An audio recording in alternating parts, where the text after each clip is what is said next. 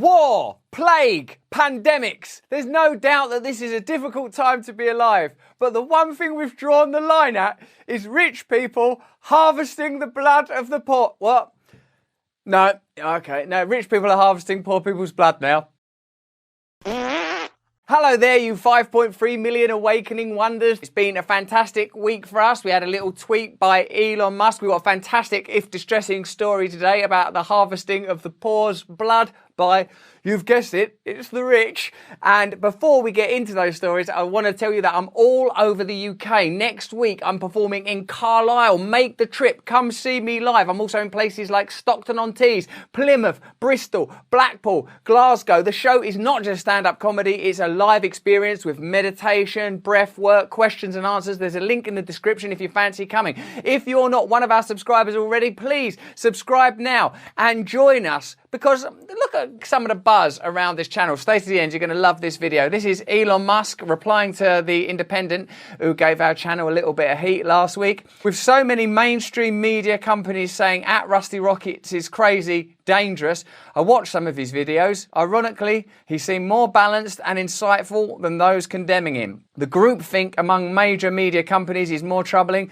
There should be more dissent. That's from Elon Musk. While we are free, let's use our voices as we have them to communicate truth as best as we understand it, offering you news critique as best as I can with the limitations within which I live. So, for much of the world, donating blood is purely an act of solidarity. Yeah, sometimes you go there, don't you? You donate a little bit of blood, you feel good about it, you know it's going to people, your fellow humankind, that will benefit from this act of generosity and geniality. A civic duty that the healthy perform to aid others in need. The idea of being paid for such an action would be considered bizarre.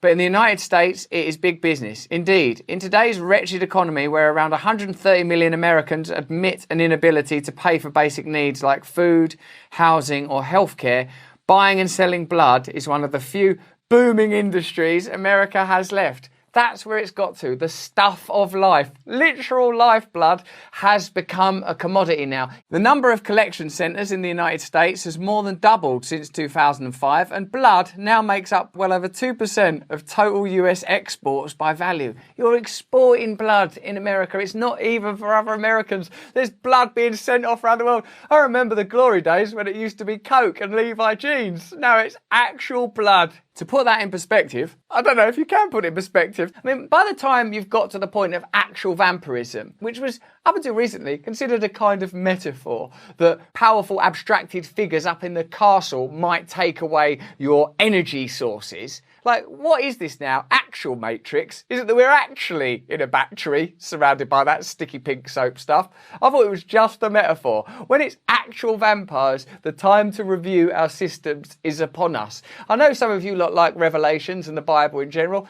Would you go and have a little check to see if it mentions there will be a point where they're selling their blood to each other? To put that in perspective, Americans' blood is now worth more than all exported corn or soy products that cover vast areas of the country's heartland. Bloody hell, while Bill Gates is buying up vast tracts of farmland, corn and soy is less commonly sold than your blood. You know what's next, don't you? Well, you know, we had to move into the blood industry. What's that behind you? Oh, it's just Bill Gates buying up some of my... The US supplies fully 70% of the world's plasma. It used to be plasma screens. Now it's just plasma. Mainly because most other countries have banned the practice on ethical and medical grounds. Oh, no, we couldn't just sell blood, could we, and plasma? Yeah, we actually could. Shall we then?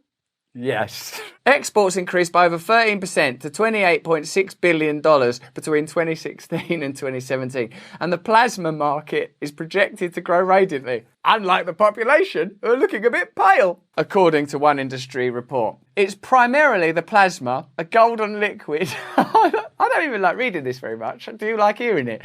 Like to have your anatomy broken down so pragmatically, literally as a resource. There are some people that find it abhorrent that we unthinkingly regard the earth herself as a kind of resource for mining and gas and, well, literally everything, I suppose, one way or another. But when it actually becomes mining yourself for your blood, while big tech mines your consciousness for your attention in order to modulate your behaviour, what is left What bit of you is actual you right now? What is off bounds? What is off limits? Where is the line? When you're selling the golden liquid that transports proteins and red and white blood cells around the body. Golden liquid, you say, running coursing through my veins. Oh, that $50 a pop, lovely golden fluid granted to me by an unknown cosmic force that created reality as we know it. Get it while it's hot, it's lovely. Well, not hot, it's actually, literally, body temperature. Like all maturing industry, it's not a maturing industry. That's your body. And I don't like hearing the plasma market. That's the most disgusted I've been by a market since I heard of the wet market. Like all maturing industries, a few enormous companies such as Grifols and CSL have come to dominate the American market. But in order to generate such enormous profits, which is the point of life rather than blood, these corporations consciously target the poorest and most desperate Americans. Who would sell the precious golden fluid that's literally transporting red and white blood cells around your body? God, it's hard to think. I mean, you'd have to be desperate, keep going, poor, yeah, under continual economic pressure, yeah. So I suppose it's the poor and desperate. Get them on line one. I'm afraid they don't have phones. One study found that the majority of donors in Cleveland generate more than a third of their income from donating blood. I suppose you would, wouldn't you? I suppose you would. If times got so hard, the only thing that was left for you to sell was you. This is where I start to question our ideologies. I know that some of you feel like that free market capitalism is a good solution, and you are fearful of any entity that could impose regulation. I don't agree with big government. I don't agree with centralisation. I couldn't be further from believing that there should be some weird centralised technocratic government. I believe we should run our own communities. But when you get to this point in a narrative where the demands of capitalism create a situation where the only thing people have left to sell are themselves, maybe you need to look at different ideologies. Maybe we should be thinking about something besides the amount of profit we could generate. Sometimes I think when I'm in a hospital or whatever, God, shouldn't we be employing more people like that are just here doing counselling, that are helping, that are doing porterage, that are assisting? Couldn't we create more jobs? No, you can't create more jobs. Why? Because we have to maximise the profit. Right. So can't we address this constant need for maximisation of profit? Think about the other things that matter in your own life. Love, time, things that you're not going to get back. Blood. I mean, we already sell time. I suppose that's what a job is. But once you're selling the golden fluid, I didn't like reading that. It's made me feel unusual. Desperate Americans are allowed to donate twice per week. That's 104 times a year. But losing that much plasma could have serious health consequences. That's weird. What? Health consequences? Don't let that get in the way of the business model. Serious consequences, most of which have not been studied. Around 70% of donors experience health complications. Donors have a lower protein count in their blood, almost as if they're selling their blood, putting them at greater risk of infections and liver and kidney disorders. Many regulars suffer from near permanent fatigue, almost as if they're selling their blood, and are borderline anemic. Anemic, that's when you don't have enough, what?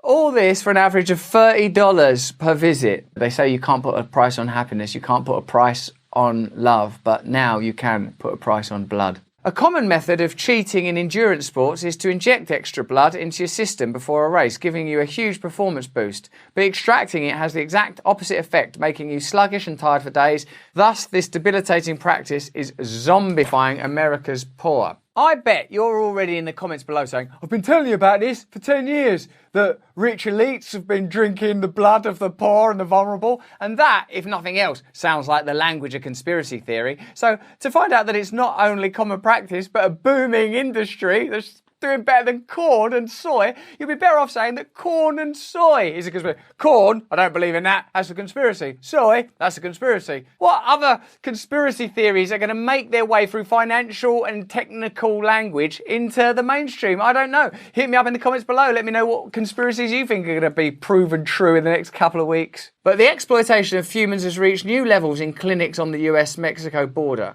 Every week, thousands of Mexicans enter the US on temporary visas to sell their blood to for-profit pharmaceutical corporations. Oh, the old pharmaceutical corporations. We've never had to query their actions before. They haven't had to be dragged through the courts on occasion after occasion for various forms of malpractice, then been granted a historic amount of power and control and indemnity in a time of great crisis.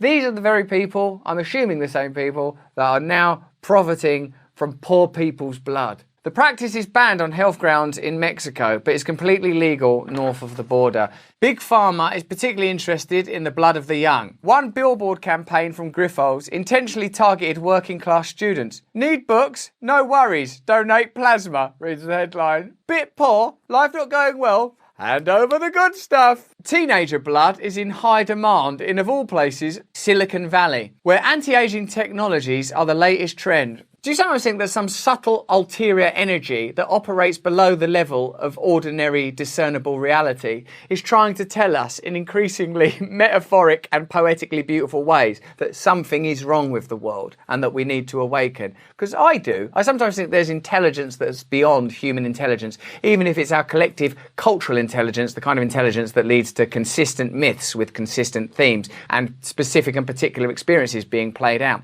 When you find that the blood of the poor and the young is being shipped to Silicon Valley, which essentially is the land of the giants now, if you wanted to give it a mythic framework. Like if you read something in a storybook, the giants were stealing the blood of the young, you'd think, this is a bit far-fetched, but now you could just read that in the news. One company, Ambrosia, which is again, that's the food of the gods in Greek mythology, charges $8,000 per treatment to aging tech executives, infusing them with the blood of the young. You know when it's something tangential, like, hold on a minute, but shouldn't private companies pay more tax because, you know, they're using the labour force that have been educated at the expense of the state, or they're using roads that have been built with taxpayers' money, or infrastructure, or in the case often of pharmaceutical companies and tech companies, they're selling and marketing technologies that were evolved and developed using your taxpayer dollars. It's more abstract, isn't it? But now that it's actual blood, it's very difficult to go, yeah, but it's not really that, because big businesses, do you know what I mean? They're geniuses, they've done this themselves. It's the American dream.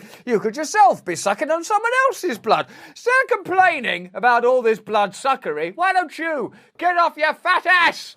Get off your fat ass and steal someone else's blood. Despite the fact there's no clinical evidence that the practice has any beneficial effects. They're just doing it for the fun of it now. There's no evidence it's effective. Yeah, no, but I just like seeing weak teenagers stumbling around Los Angeles.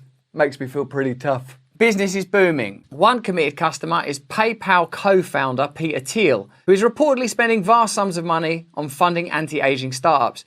Thiel claims that we've been conned by the ideology of the inevitability of death of every individual. Oh yeah, that old con that life is transient and passes by. All these superstitions, don't walk under a ladder, watch out for magpies, don't drink young people's blood. They're holding us back. And believes that his own immortality may be just around the corner. Well, there you are. We have war, we have plague, we have vampires.